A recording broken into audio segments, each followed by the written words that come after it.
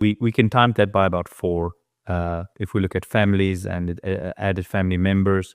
At this stage, we're estimating about 50,000 people reached out to us in the last 2 days, warm bodies that would like to move to the United States from South Africa. And that's Have they made arrangements on arrival in terms of where they will be staying? Because when you are a refugee, you normally stay in a camp according to the United Nations Charter on issues that are related to refugees, asylum seekers.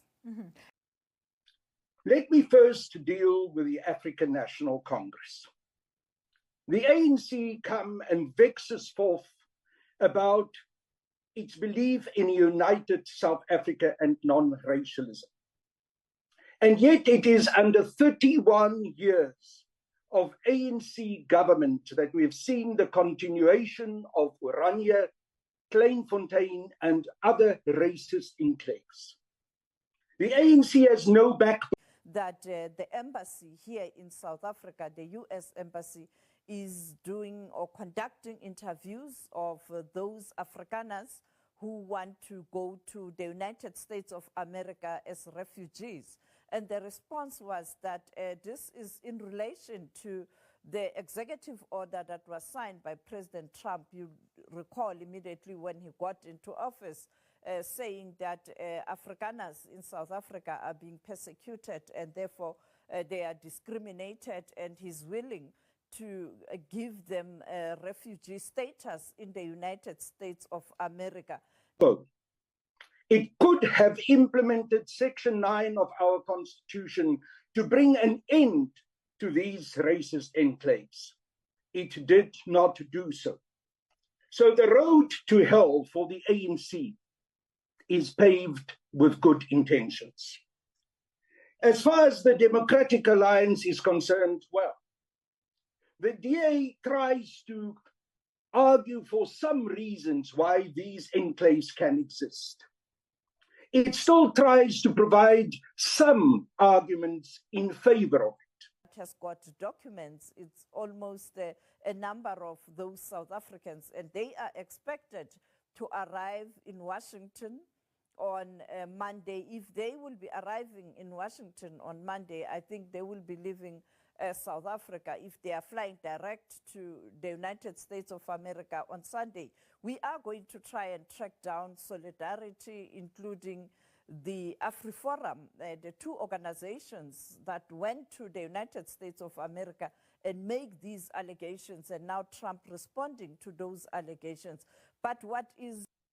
And we know why they do so, because they are also in favor of Cape Exit. We know that they are in cahoots with those of the Cape Exit movement.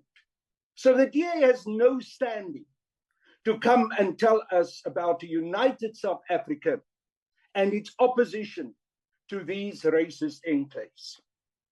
Chair, the least that is said about the Honorable Sauls and the Patriotic Alliance is simply to say the following.